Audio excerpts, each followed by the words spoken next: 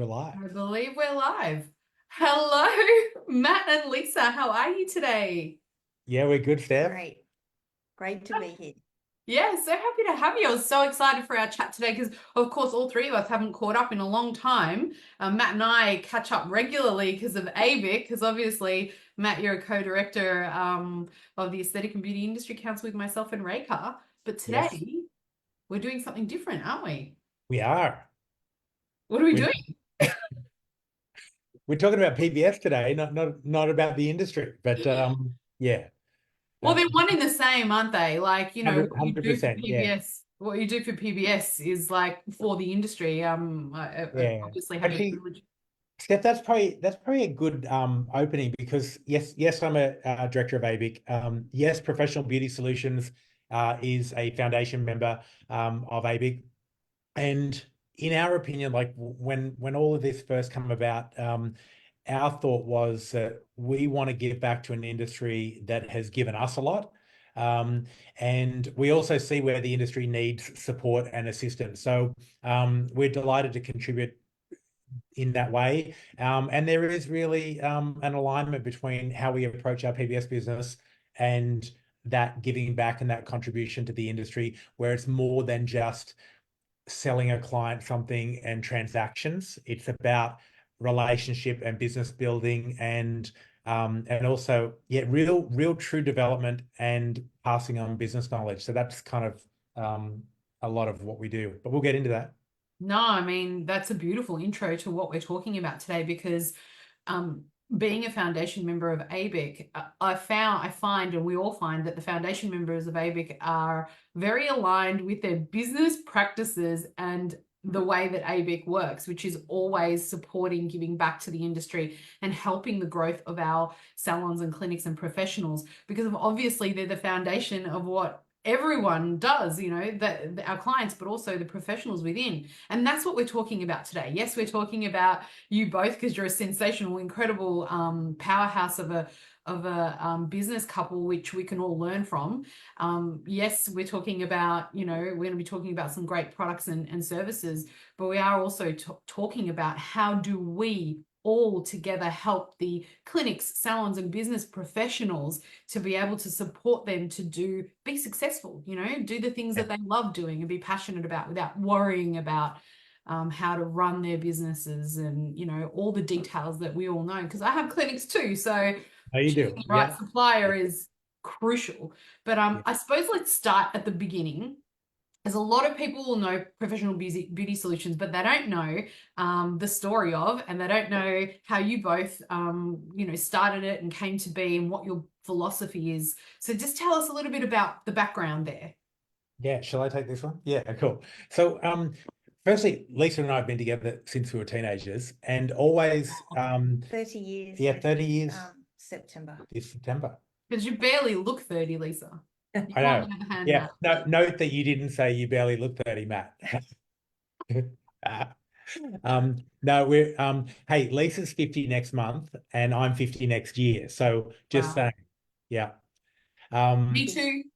I join the Very 50 good. Club next year. Yep. 50. It's a good place to be. It is. So we started businesses early in our lives, and I think we had our first business at around our mid-20s. We were in a franchise business, not in the beauty industry, Okay. in the coffee business. But what was interesting, even back then, I remember like I'd go to franchise meetings and it was interesting. You'd sit in one franchise meeting, you'd sit next to a real happy franchisee. And then the next franchise meeting, you'd sit next to a really depressed one. And the discerning difference was whether they were making money or losing money. It's like the complainers are just they're losing money and the happy ones are making money. Fairly complaining. Yeah. So It's stressful. it is. And small business is hard, right? And franchises are supposed to make it a little bit easier, but they don't always make it easier. You know that all too well, Steph. Too well. And so when we then got out of that business and several others, so some might have called us at the time in now we are kind of our early 30s. We were already being called serial entrepreneurs at that stage. But my mum and dad had the rights to distribute Youngblood in Australia, and they were selling it essentially from their garage, and they had no employees and a handful of stockists, but it was a great product. And we exited out of a handful of businesses. We had 4 franchises, we had a gym, and we had a consulting business. So we were very busy. We exited out of all of that and then took over my parents' distribution of Youngblood. Wow. And then went all in and grew it very quickly. But one thing that I think that we brought to the table early was that mindset around, we don't want to just supply, despite this product being really good and good for the salon owner's business and good for the salon owner's clients, we didn't want it to be about transactions or just selling product. Well, for us at PBS, finding, sourcing, and world-class brands, that's step one.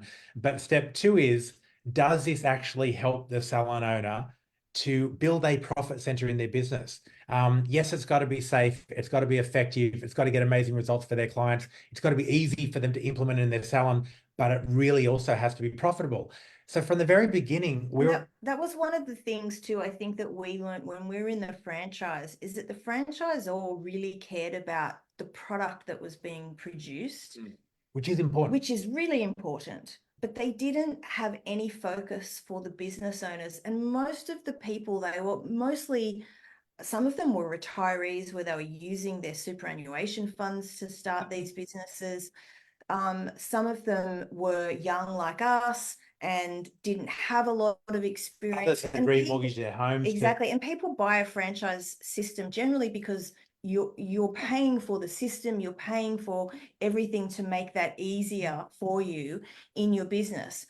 But when we got into that business, they didn't really put a lot of focus on that. And we were very fortunate. We had a mentor who was in a different franchise group, and he was very experienced. He was one of the largest franchise owners in Australia, and he just happened to be local to us. And Matt sort of, I think he stalked him a little bit. I did. It was stalking. Officially, it's called stalking. Officially stalked him. He used to wait out the gym just to sit next to him and pick his brain on everything. And then he was so kind in the way he mentored us. He taught us how to look at the numbers in the business. And it was that mentoring that made all the difference with our success in that business. It was like you win and lose this game on the percentages, and Matt's a real numbers guy, so that really helpful. But I was also a bit of a numbers girl and didn't mind a spreadsheet myself too.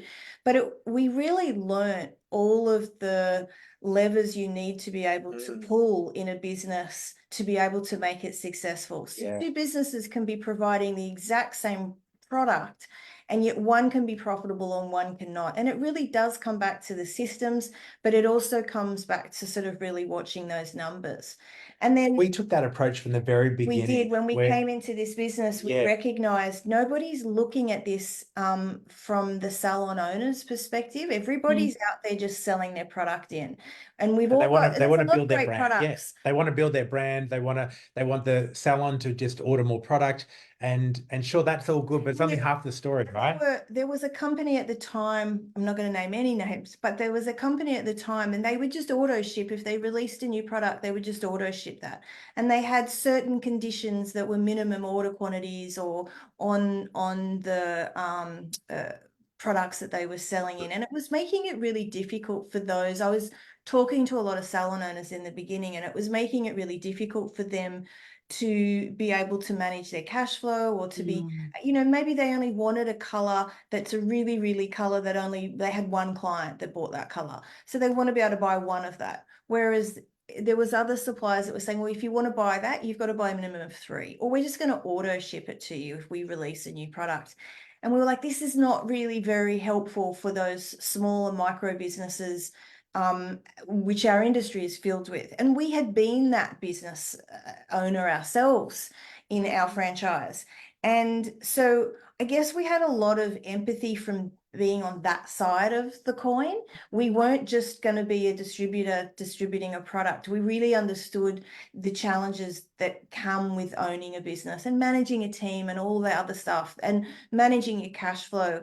So we said, well, why don't we let's look at where the pain points are, and then what gaps can we fill with further education in with that further area. education And that's or why support around that. from the very beginning, and this is not just semantics, we don't have salespeople, we don't have sales reps, we have business development managers, and they are true business development managers. They will help you to manage the development of your business, whereas a sales rep is there to represent a sale. And I mean that it's not just the words, it's the true meaning for us.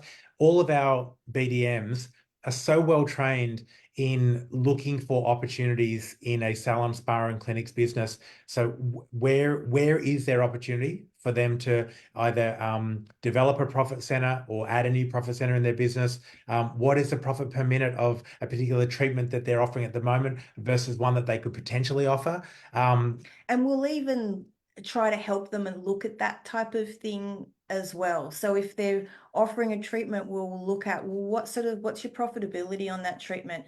Oftentimes salons will say, this is my number one treatment, but it might be this treatment that they do the most, but they might be losing money or making very minimal money on that treatment.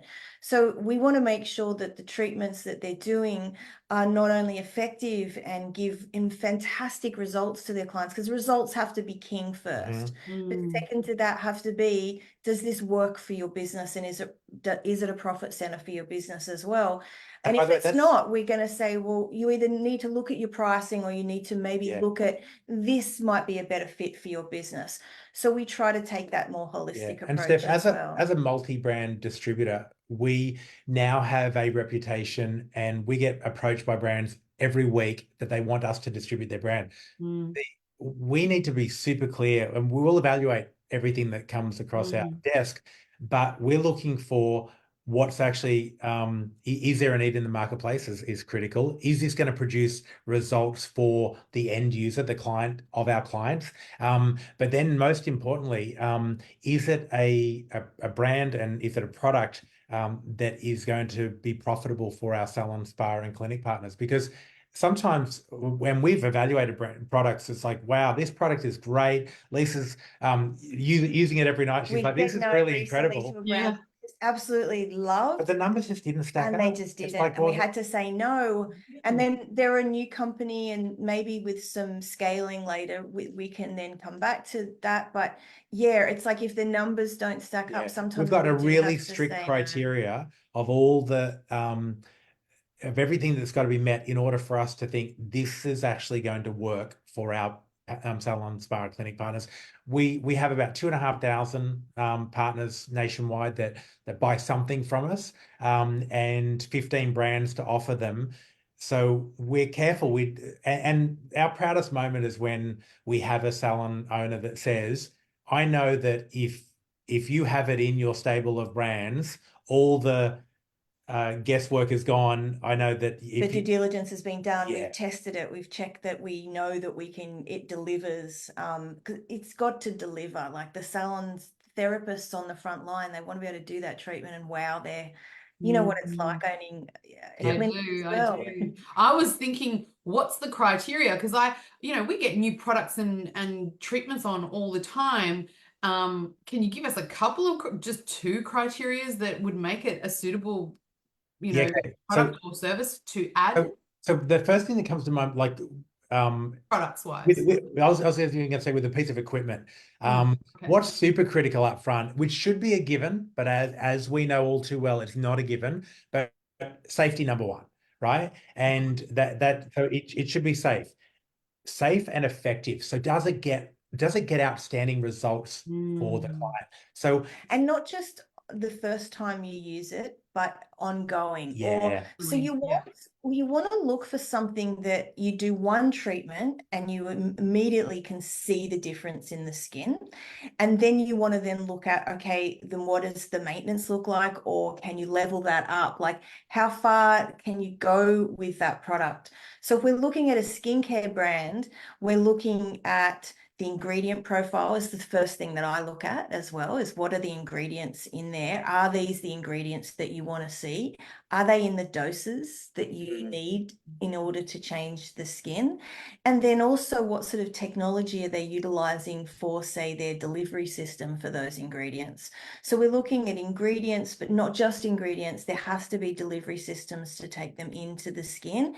And then we want to see, first question I will often ask is, send me your before and after photos. Like, if you can't show me some good before and afters, then and then once we've got that sort of information, then we test it on ourselves, on our team. The team are often guinea pigs, like, test this out, because they get exposed to so much as well. They know, and do you like it? And then comes the evaluation of its price point. So whether it's a product that's going to be retailed, whether it is a piece of equipment, how long is that going to take for them to make their money back? So what's the ROI on that? So, you know, you can go and pay $150,000 for a laser, but for a small salon, that's a lot of money that you need to make back in treatments before you're getting into profit. And most salon owners, like, unless you've got solid business acumen, most salon owners are thinking about the results and the effectiveness and the excitement that their team might get from a new piece of equipment. Then they look at the affordability of it, like, can I raise the money or get the loan to actually pay for it? But they're not thinking about return on investment. And that's a crucial one. So we think about that for our clients. So it's like, how quickly can you pay this device off? And B, how much profit per minute can this device produce and generate for your business? And the pain, and we'll often do launches and things so that they're making their money. Like, we've got a device where you need momentum quickly, right? And so then it becomes about the marketing of when we launch something new, how well you do that will determine your success. And that's something that we're obsessed with the marketing side. Like, we have, I think, 12 people on our marketing team in-house. You do. You have the best marketing team. I know, because I borrowed them sometimes, Raven. Thank you. Very generous of you. They're awesome. And Lisa and I have a marketing background, but these days, if I got to play in one team, it's definitely I want to play in the marketing team. But the people on our team now, I feel like, well, they know more than we'll ever now. Around all of us. There's just so much. And, you know, this is a thing, being a salon owner, a clinic owner, you just can't keep up with the marketing changes, the changes in the advertising, the algorithms, the amount of platforms that you can advertise on. Where are the people? What do you say to them? How do you change it for every platform? It's very overwhelming as a clinic owner to even think about that. And so to have the support, and this is exciting, because to have the support of a partner such as yourself that goes, hey, we got you, we've got that. We know how to word this. We've already tested how it works. We've got plenty of salons and clinics out there being successful already. Let's replicate it for you, is just like a moment. Because I can tell you, that's the one thing as a clinic owner, if I can't get support in that area, I probably won't have the confidence to move forward with a piece of equipment. And how many times I've loved a piece of equipment and I've just known I'm going to get it and it's not going to do what it needs to do. Exactly. Yeah. And Steph, that's one thing that when we came into the industry, we would see that, like, brands would often, they'd run a promotion and it might be buy X of this product and get one free, right? And so in their mind, they're running a promotion, they're moving more product, and then the salon's getting a little bit of a discount because they've bought in bulk, and then they've got this extra on that they can make extra margin on or whatever. But from our perspective, it's like, well, it's one thing to do that, but we had also seen in other industries and this one where people would just end up with more stock on the shelf than they actually need. And we were like, we want to help them with the sell-through. So it's one thing to offer them a promotion, but do they have the marketing to then promote that to their clients? Right. I love our Image Skincare is one of our brands, and great brand. Excellent. Amazing brand. And the head of Such a good global sales, range. such a great range. The head of global sales came out this year and came to our Skin Summit, and she was just absolutely wrapped with the raving fans that we have down here for the brand. But I love what she says. She said, we're about emptying bottles. So we want product on people's faces. It's not about loading up a distributor with product that they don't need. It's not about loading up a salon or a spa with products that they don't need. This is about emptying bottles, like getting product in the hands of consumers and then being excited about using it every day. And that's how you get repeat business. That's how you get brand loyalty, that obsession with, like, not just the end consumer, but everyone every step of the way. Yeah. Yeah. And we really view that our client as being the salon owner first. And that was the thing that we were frustrated with in the franchise we'd been in. It was like they didn't view us as their client. They viewed the coffee drinker as their client. And we do believe, like, I see that they're still the client. They are. But the They people have two clients though. Absolutely. Yeah, and exactly. the people that took all the risk and all the debt That's right. are the business owners, right? They're the ones that you've got to serve first and foremost and make sure that they're successful.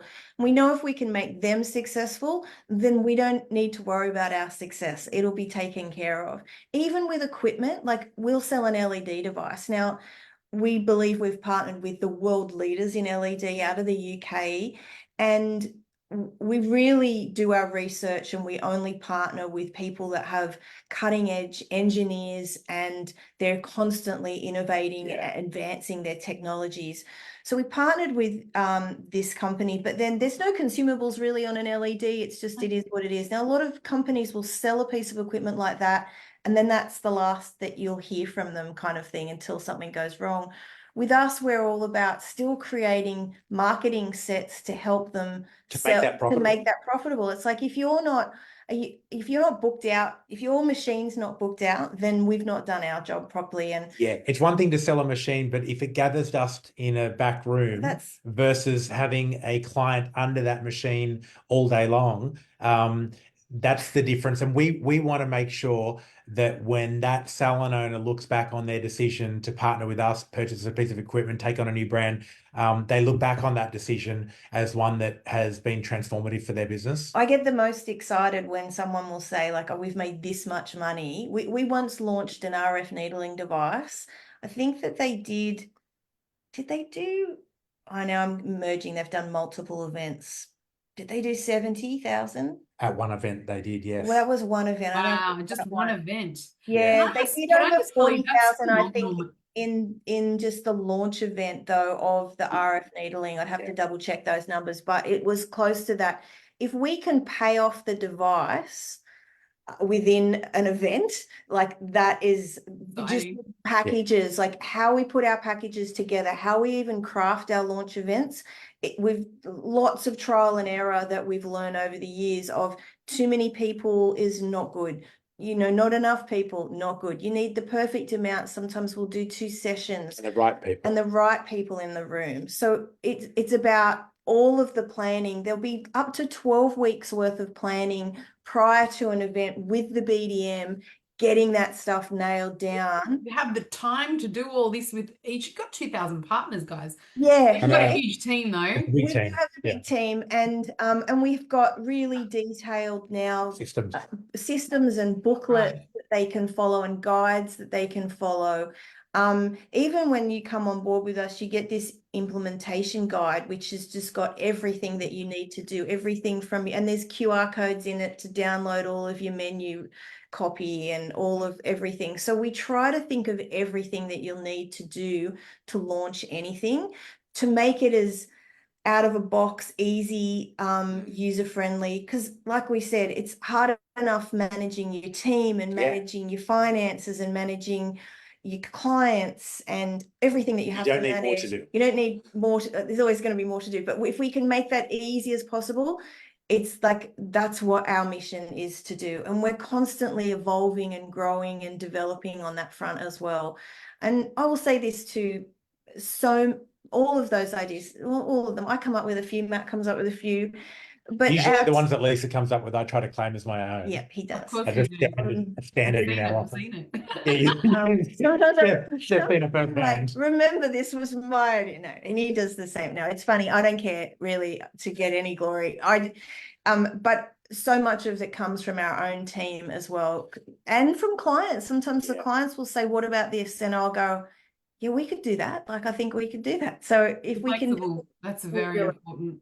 Yeah, Because when you stop listening, and that's when things go wrong, because the landscape of our industry is changing, it's evolving so quickly. And you yes. need to be in tune, you need to be able to listen. And that's one thing, a hurdle I've had with suppliers is you talk to them, you say, look, the servicing, we need to change this, it's not working, or this is not working. And then I stopped buying equipment from some of our suppliers because the servicing just isn't working, or the turnaround time isn't right, or they've made a machine obsolete too quickly from their servicing platform. And it's the listening, it's the fine tuning. You're always refining, and if you're doing that, you've got a huge team to do it. But you also sound so passionate. That's when you can trust that that's the right partner, because they're open ears. Yep. Always listening for us. It's tough. Like, it can be really challenging when we're sometimes, as a distributor, you are a little bit caught between the supplier and the customer. That's And why our brand selection is so important. it is, and that's why we do research and make sure we partner with the right people. And it's still, there's always challenge, and I can feel a knot developing in my stomach thinking about it. Challenges? Yeah. They're there every day. I walk into the business and I'm like, well, what are we going to get That's hit with good. today? That's good. But it's Yeah. like I got to roll with It means you care. I I've do. thought many a times I've called up Matt and I've gone, Matt, I just feel like I just want to be only your brand partner. No. Can you help me? I just want to remodel my whole business. There's a lot of people out there that feel the same way. I can tell you as a person, you're speaking from a brand. I'm speaking as a clinic owner. Yes. When you were talking about franchises, I felt it. And you know how many franchises are out there at the moment feeling the exact same thing? I think Australia is the capital of the world for franchising. Geez, like not getting the support, not like they're changing the franchise code too. So stay tuned, everyone. But basically, they're either not getting the support, they're not getting the love, they're not getting the profit, the numbers. They just don't work out the numbers. They'll go, let's just do a flash sale and 50% off everything, and then you don't end up with profit. That's happening to me right now. I don't mind sharing that I'm going through some franchise issues. Yeah. But if you then decide to go out on your own, you've had this support before.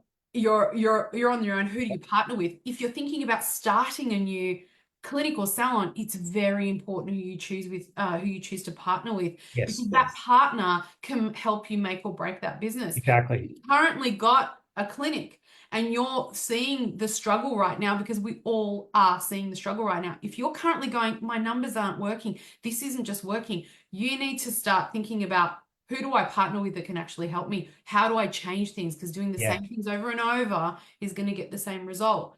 And that's why I've picked up the phone many times and gone, oh, Matt, I just need some partner that can just help me to get to that next level. And that's the thing, Steph, that because we've approached it through that lens of what would we do? So we're not a franchisor, but what would we do if we were a franchisor? And how do we support our partners as though we were the ultimate franchisor? And that's because we've approached it like that. And I think that being on the other end of things, and there's not many brands that have actually run a small business, been a franchisee, been through the trenches, realized, this is really hard. And this is different. Being a brand, don't get me wrong, there's a different level of hard, but it's a different hard. It's a different challenge. So you may not be aware of the direct challenges that most of our salons, bars, and clinics face. Yeah, small business is challenging. We say it's a gladiator sport, and you really do. You need a thick skin. You need a lot of endurance. And you also need good coaches, good mentors. You need good coaches and good mentors. And I think we were very fortunate early on to have some really good mentors, and we wanted to try and be there to be that support for those small operators. every major kind of business or enterprise we've been in, we've gone searching for mentors, people that have paved the way before. And when I say searching, Lisa said it right before, stalking. And as a result, like I think we were able to not go through as much trial and error. And Totally. we If we learned can so much. save the time from trial and error, that's what we're trying to shorten that learning phase. You know, the mistakes, of course, I always say failures are as important as what your successes are because you learn from them.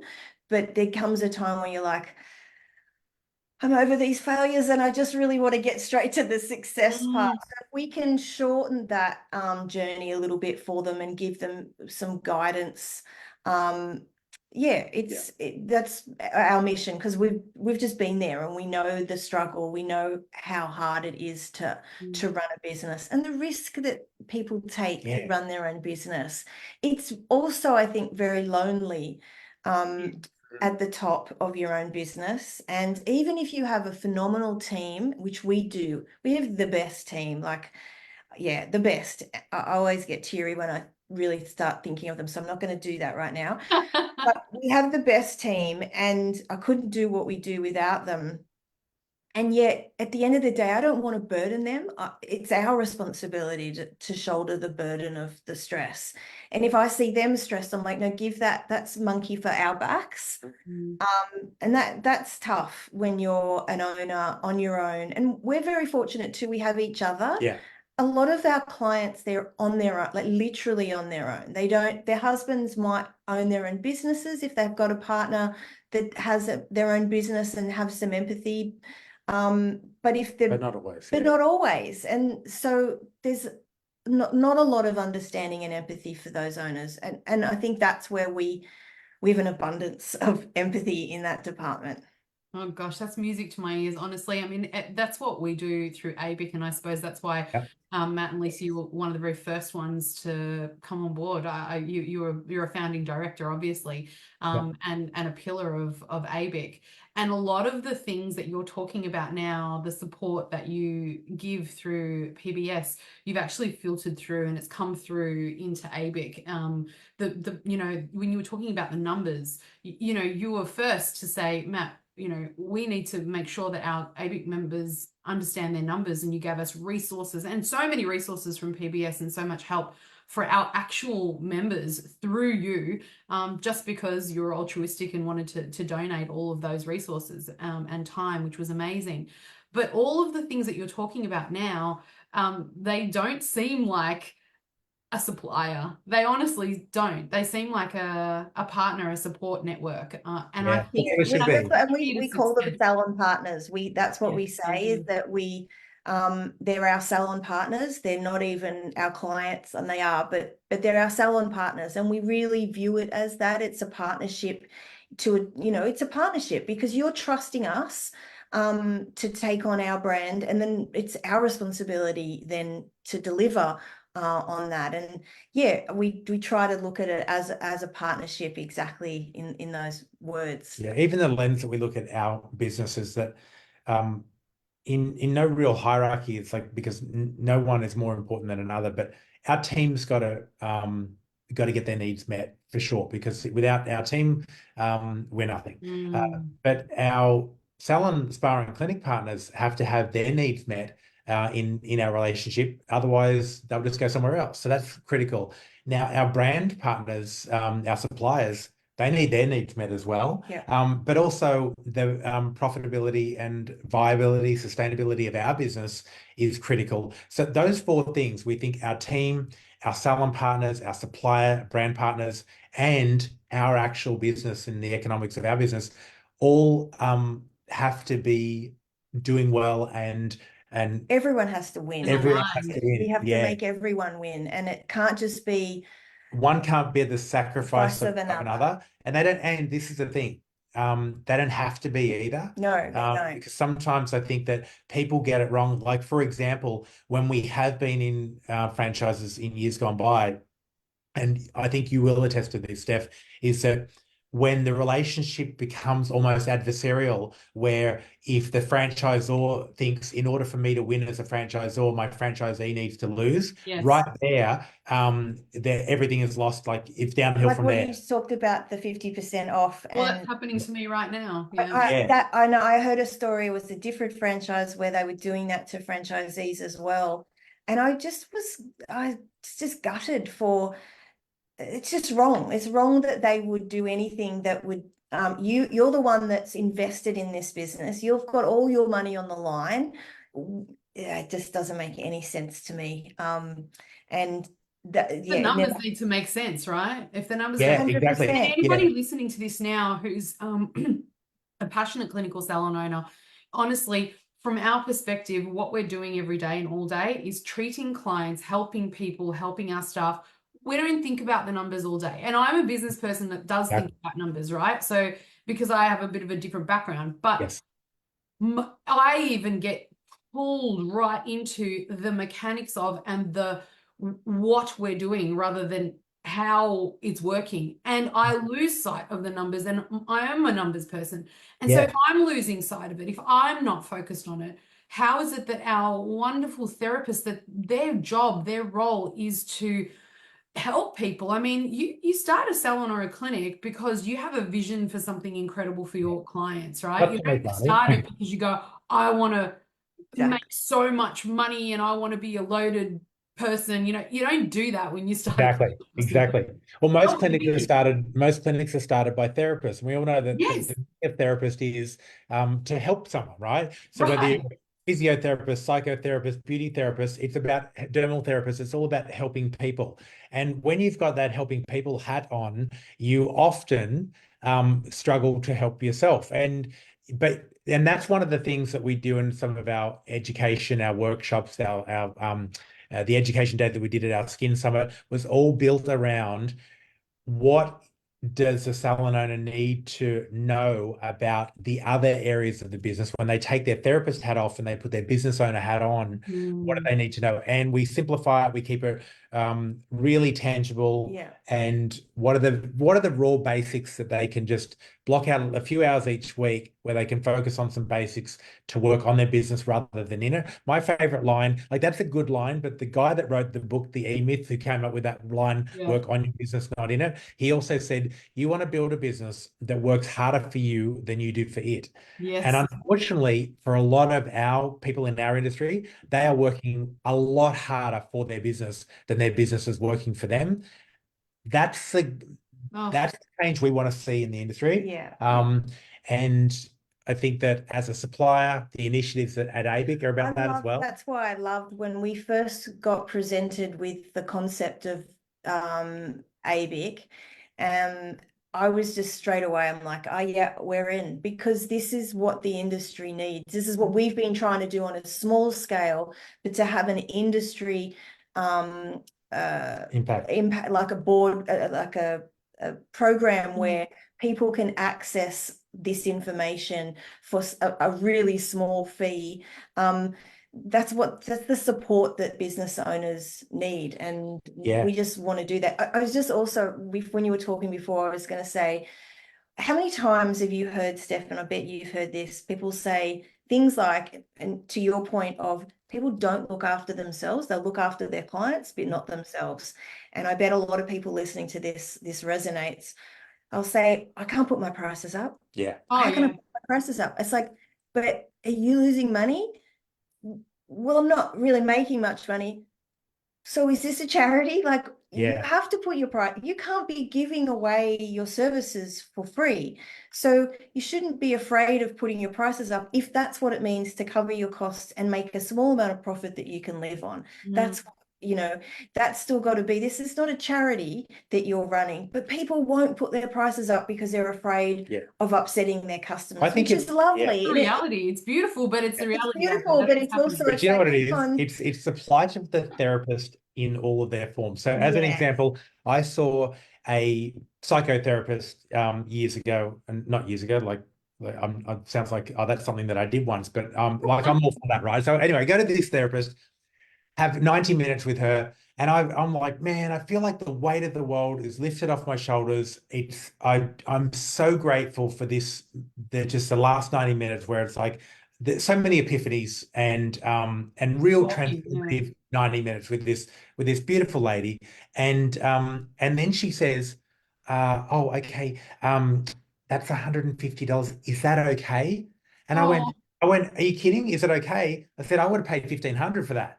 And she's like, oh no, don't be silly. It's like, no, there's the problem right there, is that right. you think it's silly. You don't understand the value you've just offered. Now, I think about our industry, and if you walk out of a clinic or a salon and you feel $1,000,000 because you're looking your best, and whether it be anything right from having a treatment that's like, oh my God, I literally look 10 years younger, or you walk out of even just getting a spray tan, it's like, oh man, now I'm ready because I feel so much better.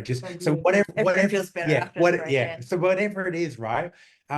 There is so much value in that. Like I tell you the now. before and after photo we got this morning. We looked at it and Oh, it's like, we're yeah, like, that looks like she's had a facelift. it's without Everyone's collagen, yeah. Oh my Janae. God, I need that. You need you need the Geneo X. It's like a By the way, facelift. you're gorgeous. You look Oh, I beautiful. need, oh, please. I've lost weight and now everything's falling apart. What Yeah. is this device you're talking about? The Oh, it's Geneo essential. is a collagen. Yeah, it's amazing. It resurfaces, it oxygenates, it tightens and plumps. It's a phenomenal device. It just has a facial and it's not invasive, so really Yeah. anyone can have No it. downtime. No downtime. Immediate visible results, but that's also, the like I before and said, after. long-term results. That's the life-changing piece. As if she didn't look at that and walk out on Yeah. And I know, by the way, this is a profitable treatment, despite it also being affordable for most kind of clients.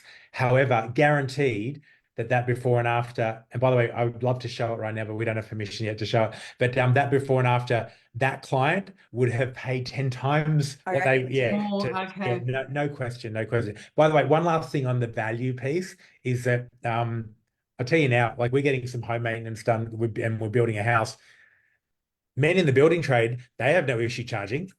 That's for sure. No, they have no issue charging. Oh my God, there's no I know, I hesitation just when had they send their renovations bill done. through. It's so funny though, isn't it? And I don't I'm cautious not to say men, women, we are different. There's no question, but I'm cautious not to, just because I do think that that it can work both ways. But it is interesting that men in the building industry are never hesitant to hand over their invoice. Whereas you go to To do so.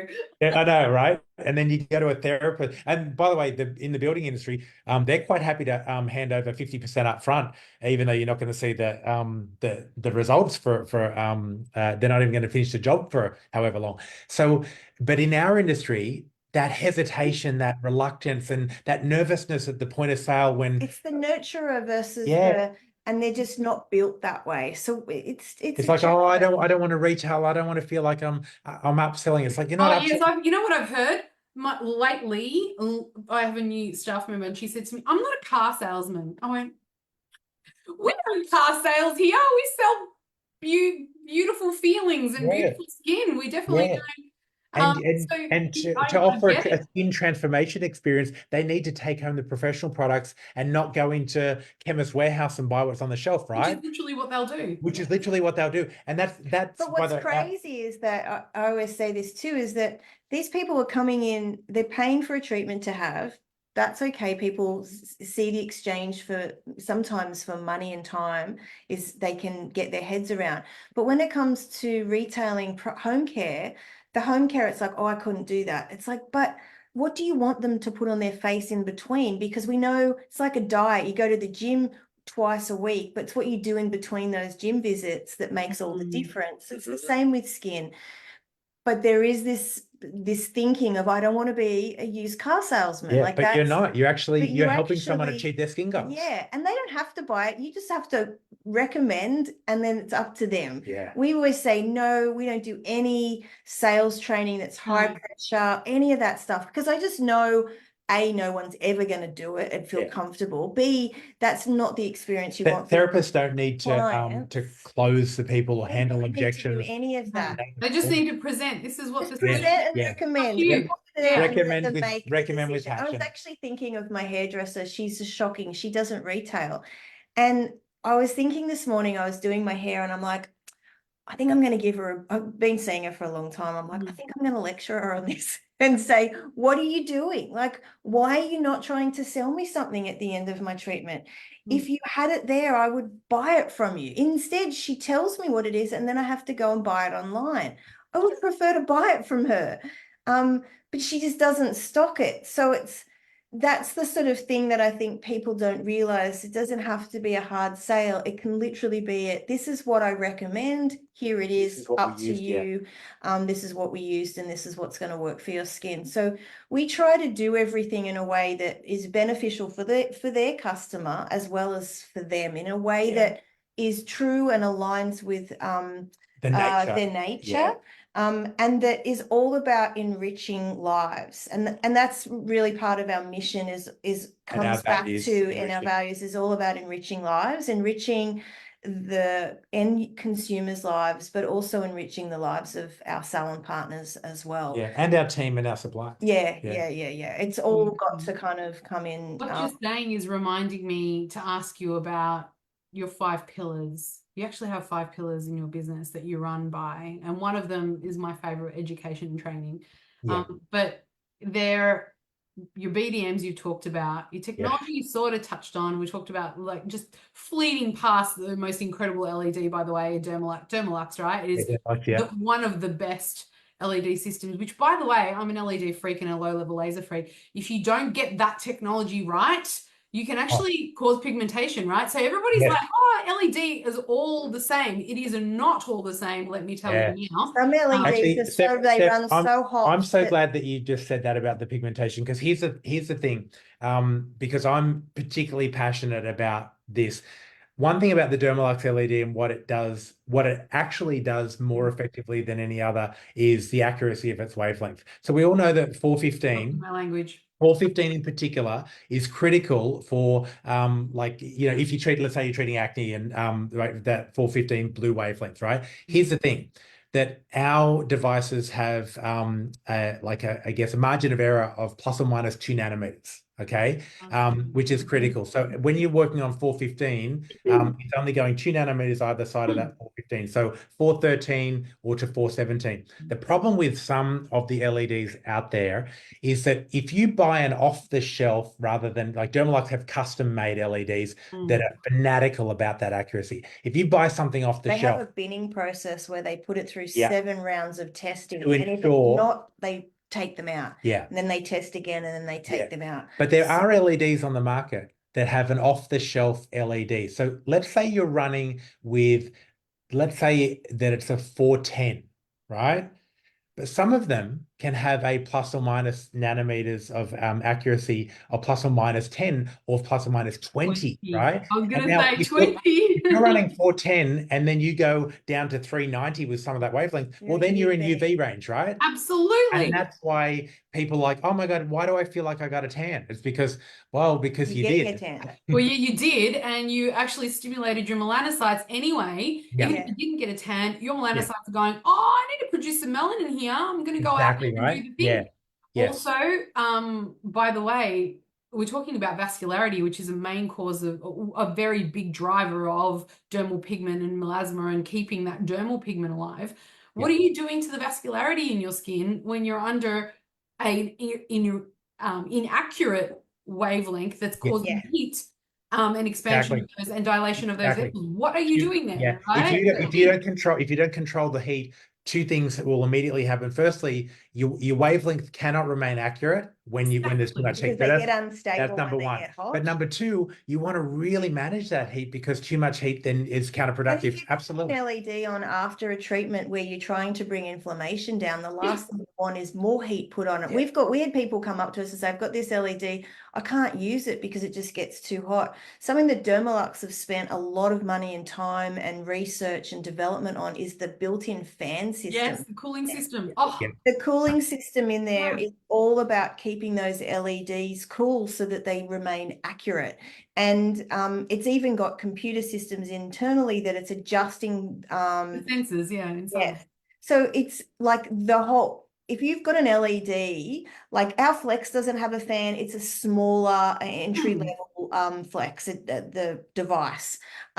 Still the wavelengths are very, very accurate, but there's not as many LEDs in that device. Still incredible before and afters and results. But on our bigger medical devices that have the fans built into them, if you compare it to other medical grade, those bigger, heavier duty devices where your treatment times can be a lot less because of the power output going out, the fan is crucial. The cooling system, and most of them don't have cooling systems in the. And some people make the mistake of thinking, oh, well, I felt more heat, I felt more kind of blinding light. It's doing more, but it's actually not what you want. Actually not. It's a cold device. It's meant to be cool. It's meant to be coolish, you know. And I mean, LEDs heat by nature, though, right? That's what they do. But you need to manage that. Manage it, yeah.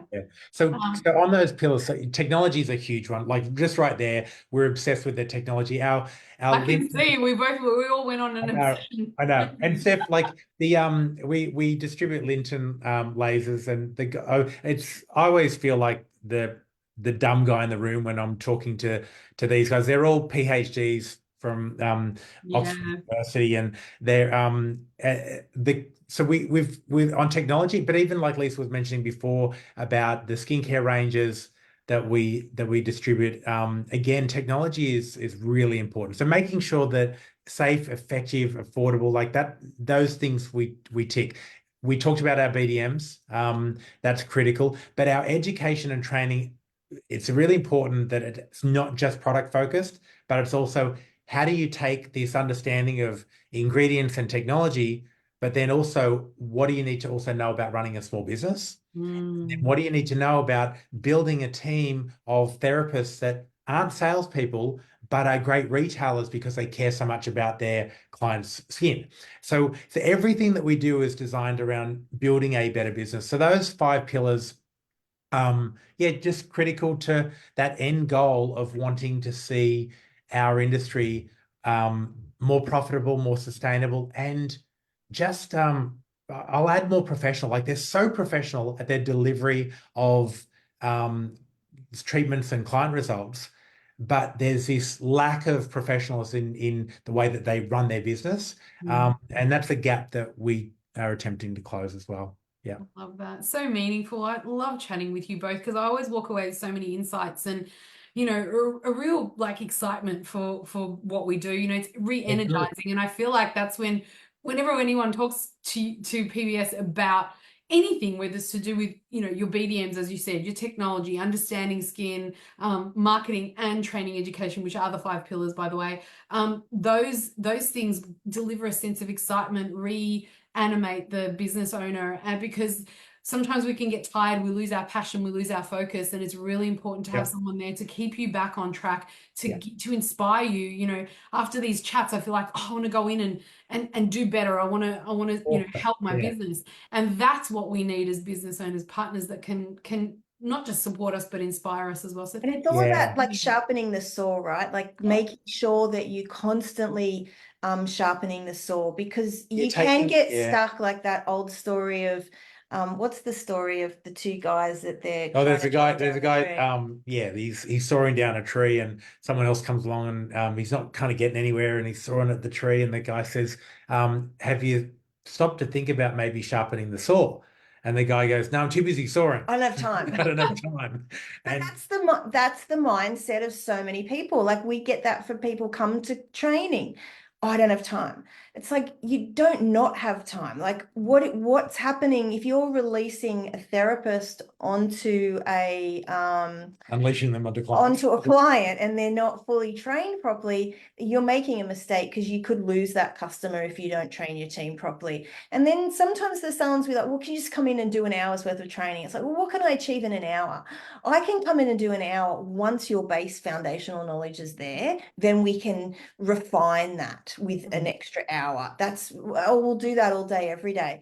But to come in and train from scratch an hour, that's you've got to do the work. So we've got an online training platform. We've got classroom training. We do live Zoom training because Australia is very geographically challenged. I say this to our suppliers all the time. Like you're in the UK, you can drive from one end to the other. It's not, you can't do that in Australia. I don't realize that actually overseas. they No, don't. they Like, do not. oh, you can do, we'll visit, Canberra and then we'll visit, Darwin in the same. No, yeah, no. No, can't do that. No, Australia's like I total don't- population, really geographically big. So we've had to be more creative in the way we do that, which is why we do live training remotely as well as so just as we're not in there physically, we'll still be live in there. So it's still personal. And we do we do visit physically, but it's just like those gaps in between. How can we make sure that your team's up and running and they're trained thoroughly? And then we do classroom training as well. So sharpening the saw is just so important. Such a critical concept. And and we're always saying to our clients too, what else do you need? Like, what other education do you need? Come to us and ask. If we don't know we'll go out and find an expert and bring that back. Like, we encourage our customers to do that too. If the appetite is there, we'll figure out a way to bring it to them. So amazing. If I want to, or if anybody wants to become a partner of PBS, how do we go about doing this? Like, tell us the process. Probably the best Matt and say, hey, Matt. Don't call me. Mobile number. Just call our head office. We've got a full-time customer service team. That's the other thing, is that we've got sort of a half a dozen people in our customer service team. So it's 1-800. It's a while since I said this. I was the other day. I was trying to remember. Actually, 1-800 makeup is actually our really? That's number. very cool. Yeah. It's like our 1-800 my ABIC.